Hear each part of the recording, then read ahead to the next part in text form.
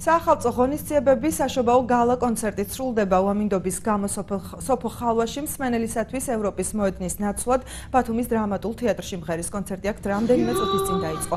საღამო 2 საათს გაგრძელდება სოფო ხალვაშთან ერთად ღონისძიებაში მონაწილეობენ თამარ დუდუნავა, ჯგუფი Fire Show და აჩიკო ბერიძე კვარტეტთან ერთად. 25 დეკემბრიდან დღევანდელი ღონისძიების ჩათვლით ბათუმის მერიის ბიუჯეტიდან 120.000 ლარი დაიხარჯა.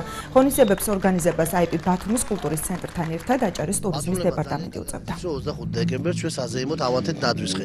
25 დეკემბრიდან დღევანდელ დღემდე 7 იანვრამდე ჩატარდა ძალიან ბევრი საინტერესო კონცერტი ქალაქ ბათუმში. დღეს არაჩვეულებრივი კონცერტია მიმდინარეობს დრამატულ თეატრში სოფო